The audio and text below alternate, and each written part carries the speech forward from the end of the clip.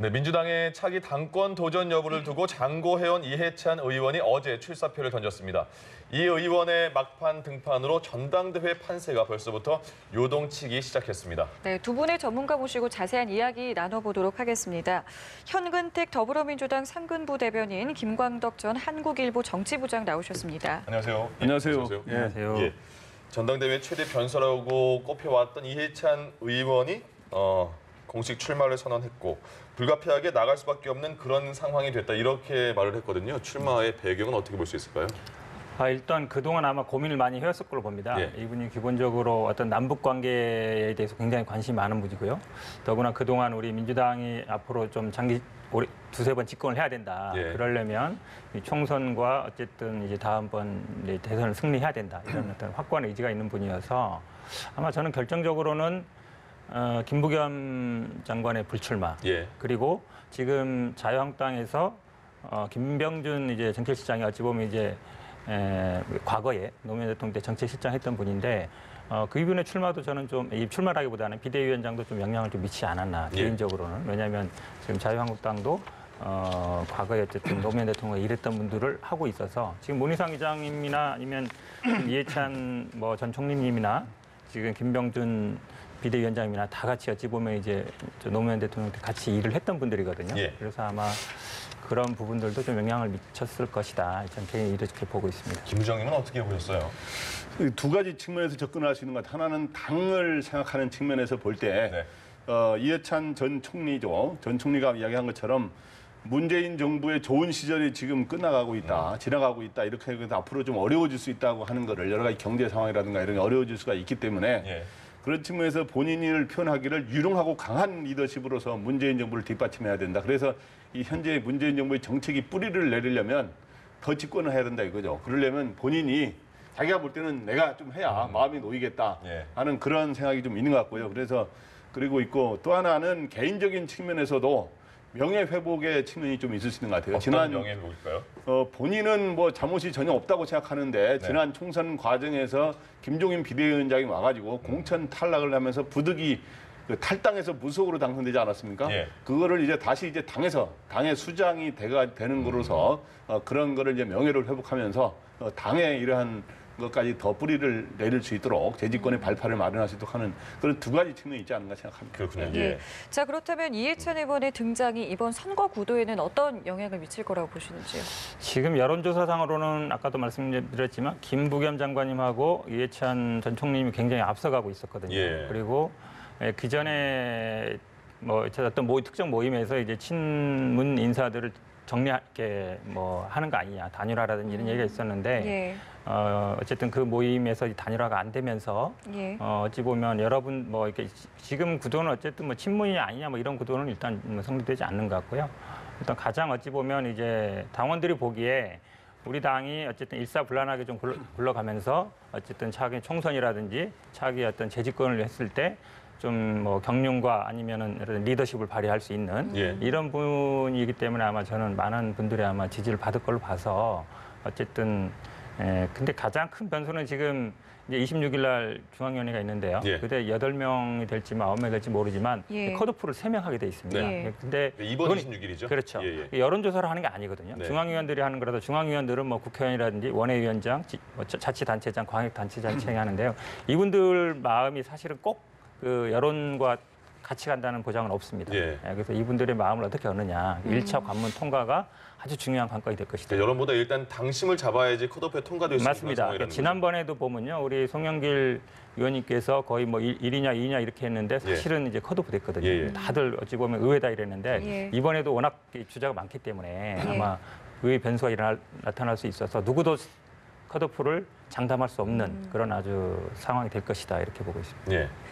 이번엔 또 세대 대결로 갈 것이다라는 입장도 있는데요. 이 부분에 대해서는 어떻게 보시는지요? 네, 그러니까 과거에 보면은 보통 전당대회를 하면은 이제 개파 대결로 가지 않습니까? 그러다 보면 친문이냐 비문이냐 이런 식으로 되는데 지금은 이제 문재인 정부 집권 초반에서 중반으로 이제 넘어가는 시점이기 때문에 현재 문재인 대통령의 지지율이 굉장히 높고 그래서 이제 지금은 오늘 아마 완료하게 되면 한 8명 정도 등록을 하게 될 텐데 그중에 이제 비문이라고 하는 사람은 이제 이종걸 의원 정도고 나머지는 친문 핵심 또는 범친문 계열이기 때문에 이런 계파 대결이 아니라 이제 친문 핵심 중에서도 세대별로 이제 좀 차이가 있거든요. 예. 근데 이제 나이상으로만 보면은 김진표 의원이 제일 많긴 많습니다. 네. 근데 70이 넘었고 오히려 이해찬 의원이 나이는 보다 젊은 그렇습니까? 만으로 66세인데 예. 선수로 워낙 높은 칠선이기 때문에 이해찬 의원은 지금 완전 친노의 좌장이라 그러지 않았습니까? 네. 이제 원로로서 그런 게 있고, 그다음에 사선으로서 김진표, 최재성 의원이 있고 또 친문 핵심 중에서 박범계 의원 같은 건 재선이고 또 이제 범친문으로서 또 이제 의원들이 이제 송영길이라든가 김두관, 이인영 의원 등이 있고 뭐 이런 사람들이 있어서 개파 대결보다는 뭔가 세대 대결로 가는 거 아니냐 이런 게 있는데 예. 어떻든 제가 보기에 이 전당대회를 가르는 아까 민심이 있다면 민심에서는 이해찬 의원이 현재 여론조사에서는 김부겸 출마를 안 하는 김부겸 장관과 함께 좀 앞서갔었거든요. 네. 근데 거기서 민심에서 좀 다소 앞섭니다만은 결국엔 당심 결과를 선택하는 거는 민심에 이번엔 여론조사 반영 비율을 많이 낮췄거든요. 예. 15%로. 그렇기 때문에 당심과 또한 당심에 영향을 주는 문 대통령의 의중이 어디에 있느냐 하는 문심. 근데 이제 문 대통령은 직접 경선에 개입하는 일은 하지 않을 거로 보입니다만은 가장 문심이 선호하는 후보가 누굴 거라는 얘기가 분명히 나올 겁니다. 예. 그게 뭐 여러 가지 추측으로 나올 수도 있고 뭐 이런 그러면서 그게 이제 컷오프 세 사람으로 된 이후에 과연 문심이 누구에게 실렸느냐 이러한 것들이 상당히 관심을 끌면서 결국에는 한쪽으로 어느 쪽으로 표가 많이 모이는 이런 현상이 생기지 않을까 이런 생각이 됩니다. 그렇군요. 자, 이해찬 의원이 뭐 세대 교체론에 대해서 본인이 나도 아직 그렇게 나이가 많지 않다 이렇게까지 말을 했더라고요. 네. 예. 근데 만약에 이해찬 의원이 지금 이제 출마를 선언하면서 이제 흥행은 좀 이제 시작이 된 것 같거든요. 만약에 당대표에 선출이 됐다 했을 때 우려의 목소리도 일각에서 나오는 게 그럼 당청 관계는 어떻게 할 것이며 그리고 야당과의 보수 진영과는 너무 저걸지는 상황이 되지 않을까 이런 우려도 있던데 어떻게 보세요? 두 가지 사람들이 아마 이제 걱정을 많이 하는 것 같은데요. 예. 결국은 야당과의 협치 문제가 좀 생기지 않겠느냐라는 부분이 있는데요. 이분이 그동안 뭐 재집권, 당연히 정당이라 그러면 다시 집권을 하는 게 맞거든요. 예. 그동안 보수가 어찌 보면 50년 이상 집권해 왔는데 우리 민주당 쪽에서는 이 두 번째, 세 번째 집권이지 않습니까? 그렇게 본다 그러면 뭐 당연히 우리 상대방이 집권한 만큼 집권해야 된다. 그래야 어느 정도 이 사회 분위기를 바꿀 수 있다라는 부분은 저도 동의하는 부분이고요. 네. 다만 이제 협치 부분은 이제 당 내에는 아마 저는 리더십을 발휘해서 조직 안정적으로 끌고 갈 거라고 봅니다. 근데 협치 부분은 또 원내대표가 역할이 있기 때문에 예. 원내대표 국회 내에서는 아마 협치 부분은 큰 문제는 없을 걸로 보고요.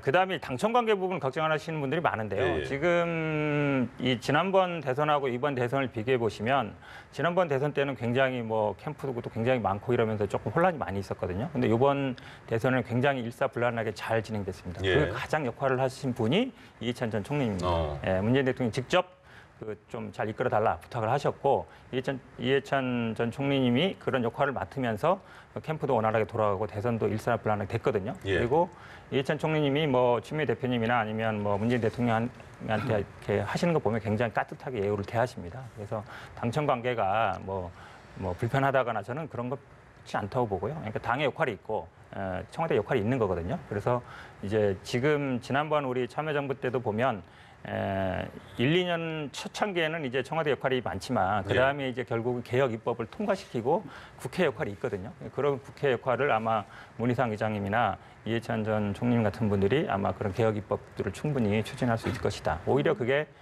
청와대에도 더 도움이 되고 우리 민주당에도 도움이 되는 방향으로 진행될 것이다. 저는 이렇게 보고 있습니다. 당청 관계는 이런 얘기도 있는 것 같아요. 지금 말씀하신 부분도 있지만 지금 여당 쪽에서는 청와대 쪽에 너무 쏠리겠지 않냐. 그래서 이해찬 의원처럼 뭐 선수도 높고 경륜이 많은 분이 와야지 또 민주당 쪽으로 좀 힘을 끌어올 수 있지 않을까 이런 얘기도 나오던데요. 네, 그동안 어떤 집권 지금 1년 2개월여 되는데 그동안 그 당청 간의 협조가 잘 됐죠. 사실은 예. 잘 됐고 그리고 사실은 청와대가 이 전국을 주도해온 건 사실입니다. 그러니까 대부분의 정권인 경우 집권 초반에는 청와대가 주도를 하거든요. 예. 여당보다는. 그래서 그런 측면인데 이번에도 문희상 국회의장이 지금까지 청와대의 계절이었다면 앞으로는 국회의 계절이 될 거다. 국회의 계절이라는 건 결국엔 당이 상당히 주도하게 된다는 이런 뜻이 되거든요. 그런 예. 희망을 피력을 했는데 현재 제가 보기에는 이해찬 의원이 만약에 당대표가 된다면 뭐 큰 틀에서는 협력이 잘 될 겁니다. 예. 범친노의 좌장으로서 그동안 그런 걸 또 정치를 오래 해온 사람으로서 이제 그런 걸 잘 이끌어 갈 텐데 그러나 이제 당청 간의 관계가 장단이 있을 겁니다. 수직 관계보다는 수평적 어떤 협력 관계, 그러면서도 당에서 목소리를 낼 때는 분명히 내고 이런 거는 있을 텐데 예. 약간의 서로 이견이 있을 수가 있습니다. 그럴 때 당이 무조건 청와대 의견에 따라가는 식이 아니기 때문에 그런 측면에서 오히려 뭐 당의 이런 독립성과 이런 당의 이러한 그 힘을 키울 수 있는 거 아니냐라는 생각도 있습니다만은 예. 또 가령 이제 김진표 의원 같은 경우는 이제 이 문재인 정부 들어와서 국정기획자문위원장을 했거든요. 근데 이제 김진표 의원 같은 경우 되면은 청와대와의 관계가 이해찬 의원보다는 더 협력적인 관계가 되는 거 아니냐 하는 또 네. 시각도 있고 뭐 그래서 여러 가지 그러나 과연 누가 됐을 때 과연 이 당이 더 제 목소리를 낼 수 있느냐 이런 측면에서 서로 장단이 있을 수 있다고 봅니다. 예, 예. 예. 저는 이런 면도 좀 있는 것 같아요. 네네. 아까도 말씀드렸는데요. 지금 일단 김병준 비대위원장님이 어쨌든 오셨는데 뭐 문재인 대통령과 어떤 관계를 해명하겠다든지 이렇게 나오면서 예. 지금 문희상 의장도 어찌 보면 그 당시에 뭐 비서실장을 했고요. 이해찬 님도 그 당시에 총리를 했고, 그러니까 오히려 그 문재인 대통령 때 같이 일을 했던 분들이 어찌 보면 여야 뭐 국회의장 그다음에 이렇게 포진돼 있어서 그런 당청 관계 문제는 오히려 더 어렵지 않다. 왜냐하면 오히려 저는 여당과의 관계도 네. 야당과의 관계도 예. 물론 언제까지 갈지는 모르겠지만 김병준 비대위원장님이 아마 그래도 같이 일을 했던 분들 아닙니까? 예. 소통이 아마 훨씬 더 쉽지 않겠느냐 저는 이렇게 보고 있습니다. 네. 예. 자, 이번에는 계엄령 문건과 관련된 내용을 좀 짚어볼 텐데요. 청와대가 세부 계획 문건을 전격적으로 발표를 했습니다. 상당히 좀 구체적인 내용이 담겨 있었는데 어떻게 들으셨습니까? 네, 이번에 계엄 문건이 이제 세부 계획 문건이라고 이제 청와대에서 공개를 했죠. 이제 대비 계획 세부 자료라 그래가지고 이게 21개 항목에 67페이지. 예. 원래 그 전에 공개된 문건은 본문은 8페이지고 나머지 부속 자료가 한 서너 페이지 이렇게 그렇습니다. 됐었는데 예. 이번은 무려 67페이지 가량 되는 거에서 아주 구체적인 내용들이 들어 있어요. 그래서 여러 가지 실행하기 위한 구체적인 행동 계획들이 이제 들어가 있는데 네.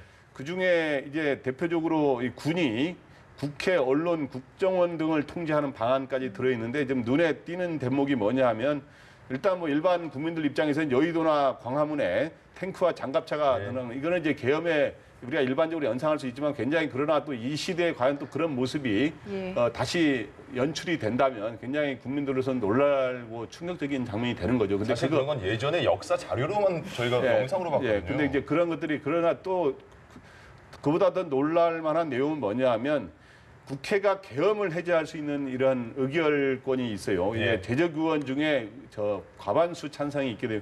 근데 이거를 막기 위한 방안이 구체적으로 거론이 됐다는 거죠. 그러니까 여기에 여당인 한국당이 의원들이 불참하는 방안이 있고, 예. 근데 불참하게 되면 93명 당시에 한국당 의원을 제가 다시 파악을 해봤더니 당시 93명이에요. 그러면은 예. 절반으로 되면 150명 가량이 돼야 되거든요. 완전 모자르죠. 그러려면 야당 또 다른 방안으로 뭐냐 하면 국회의원의 어떤 현행범인 경우 체포를 해서 하는 방안이 거론되고 있다는 예. 사실이죠. 그럴 경우에 국회의원을 일종의 구금이라든가 이런 걸 할 수 있다는 뜻인데 그러면 야당 의원을 50여 명 가량을 구금할 수 있다는 그런 가정까지 그렇게 쓰여 있는 건 아니지만 예. 그런 점이 굉장히 놀라운 일이고 또 하나는 언론에 대한 구체적인 이러한 사전 검열과 통제 계획 등이 잡혀 있다는 점에서 예. 이런 것들이 현재 우리가 87년 이후에는 사실은 민주화가 굉장히 정착되는 방향으로 완성된 단계는 아닙니다만은 예. 그렇게 돼 왔는데 이런 거를 그냥 후퇴시킬 수 있는 그런 굉장히 우려되는 내용들이 있다는 점이 예. 상당히 눈에 띄는 대목이었습니다. 예, 대변인 이게 기무사 문건 정말 충격적인 네. 사안인데 여야의 반응은 상당히 다른 것 같습니다. 네. 한국당 같은 경우에 보니까 기무사 특수단이 국방부 장관에게 보고도 하지 말라고 했는데 왜 대통령은 이 문건을 보고 공개를 해서 대변인을 통해서 공개를 하냐 네, 이런 네. 얘기까지 나왔고 네. 근데 민주당 같은 경우에는 이게 실행 준비 계획이 너무 구체적이지 않냐 당연히 공개해야 된다. 이 그러니까 아마 공개 배경에 대해서 의문을 좀 제기하신 것 같아요. 뭐 정치적인 의도가 있지 않느냐. 이게 많이 들어본 얘기인데요. 예전에 우리 정윤회 문건 같은 거 공개됐을 때 왜 그 시기 하필이면 그게 공개됐느냐 이렇게 말씀하시는데요. 지금 이게 굉장히 엄중한 사안입니다. 네. 왜냐하면 지난번 문건 같은 경우에 구체적인 실행 계획이 없었지만 지금 문건은 특히 국회의원들을 어떻게 하겠다 해서 국회를 무력화시키겠다. 예. 이 정도면 거의 국헌 문란이고 내란을 준비한 거라고 볼 수 내란 음모에 있거든요. 대한 얘기도 많이 네, 나오더라고요. 나오고 있습니다. 예. 왜냐 뭐냐면 지난번 우리 12.12 때 내란에 대해서 유죄 판결을 받은 게 이런 상황이었거든요. 똑같은 예. 상황이었습니다. 국회를 해산시키고 그다음에 언론기관을 통제하고 결국은 물론 이제 신임 쿠데타가 아니라 쿠데타까지 나갔기 때문에 처벌을 받은 것인데요. 그런 정도 상황이라면 당연히 알려야 되는 상황입니다. 네. 그리고 어떤 면이 있냐면요. 이게 군대라는 건 굉장히 밀행성이에요. 비밀스럽게 됩니다. 그리고 네. 그 당시에 이 사건에 관여된 분들이 대부분 군에 있습니다. 그런 분들이 이제 수사를 받게 되면 당연히 이런 문서라든지 아니면 그런 계획서들을 가능하면 안 내놓으려고 하고 공개 안 하려고 할 겁니다. 예. 처벌을 받을 수 있기 때문에 당연히 자기가 수사 대상이 되고 예. 그런 부분들을 좀 국민 여론이라든지 국민들에게 좀 자각을 시켜서 좀 그 수사단이 사실은 군 검찰이라는 게 민간 검찰처럼 힘이 없거든요. 예. 이제 공군 대령이고 다 자기보다 높은 사람들 수사해야 돼요. 그러니까요. 그럼 쉽지 않거든요. 예. 또 1대1로 수사하는데 당장 뭐 계급장 띄고 하는 것도 아니고요. 예. 그렇다 보면 그런 어떤 수사기관의 힘도 좀 실어주고 국민들한테 이런 시급성도 알리기 위한 것이지 이걸 뭐 정치적인 목적으로 공개했다. 저는 그런 시각은 맞지 않다고 봅니다. 예. 예.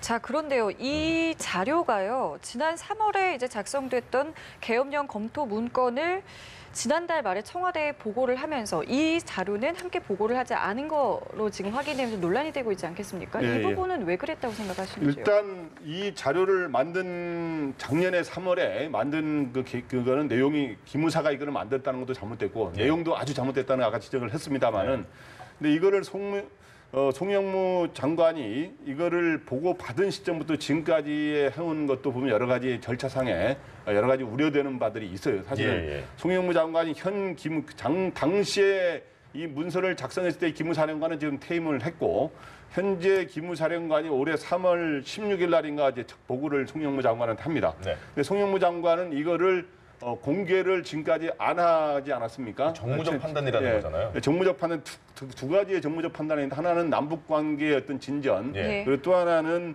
지방선거 이런 거에 악영향을 끼칠까봐 자기가 정무적 판단에서 공개를 안 했다고 했는데 예. 과연 이렇게 중요한 문건을 공개를 지금까지 안 한 거는 분명히 논란의 소리가 있습니다. 그리고 이거를 4월 말에 청와대 처음으로 참모진한테 구두로 문서를 없이 보고했다는 거고 이 내용을 그리고 6월 말에는 이 세부 문건이 아닌 아까 일반 문건 있지 않습니까? 일반 계엄과 관련된 문건 예. 그거를 약간 10여 쪽 되는 거를 그거 갖고 이제 보고를 했는데 그러면 청와대가 4월 말 송영무 장관의 이런 처리 방식에도 문제가 있고 예. 청와대 참모진이 4월 말에 처음을 듣고 다시 3월 6월 말에 이걸 들었는데 이걸 수사의 지시는 대통령의 독자적 수사지는 7월 10일 외국 순방 중에 이루어졌거든요. 예. 그러니까 그럼 그 사이에 청와대 참모진들이 이걸 듣고 판단을 과연 어떻게 했느냐, 자료를 더 깊이 가져오라라든가 그러는데 그런 점에서의 어떤 절차적인 문제를 우리는 좀 되짚어 볼 필요가 없고 어쨌든 저는 여야가 이 주장을 좀 다뤄하고 있습니다만 여당 같은 경우는 이건 쿠데타 모의 문건이고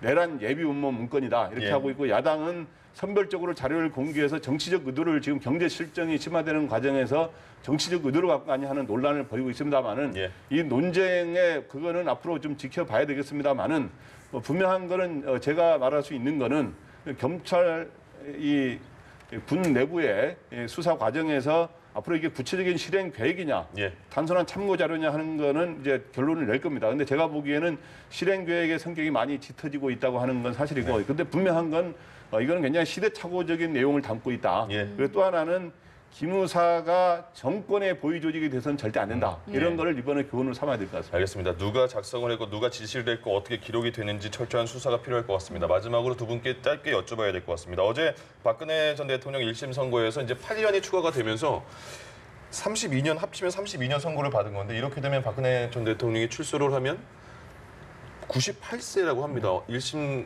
선고 결과 어떻게 보셨습니까? 일단은 뭐 관련단 뭐 돈을 줬다는 분이나 아니면 이런 분들이 대부분 뇌물죄에서는 무죄를 받았기 때문에 뇌물죄 무죄는 뭐 불가피한 상황이었다 보고요. 아마 이게 지금 선고를 할 때 두 개를 한 번에 재판 받았을 때 형을 비교해서 형량을 정하게 돼 있습니다. 네네. 그래서 아마 나중에 대법원까지 가면 지금 별개의 재판이 뭐 병합될 가능성도 있고요. 근데 어쨌든 국고 손실 부분은 명확히 맞거든요. 예. 맞기 때문에 저는 뭐 형량은 뭐 적절하다고 보고요. 지금 아마 다른 재판에서는 항소를 안 했습니다. 박근혜 대통령이. 네. 이것도 안 할 가능성이 높거든요. 예. 그러니까 최소한 앞으로 이 형량보다 낮아질 가능성은 많지 않다. 그러게요. 앞으로 더 높아질 가능성이 높다. 이렇게 보고 있습니다. 알겠습니다. 김 부장님은 어떻게 보셨습니까? 어떻든 사면이 이루어지지 않게 되면 32년의 형을 살게 되기 때문에 아까 98세에 출소를 한다 그러는데요. 네.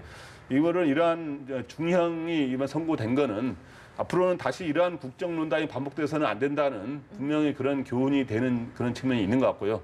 그런데 이제 이거를 이제 다 이렇게 국정농단과 특활비, 이 총선 공천 개입을 이렇게 분할하다 보니까 합쳐서 32년이 됐는데 예.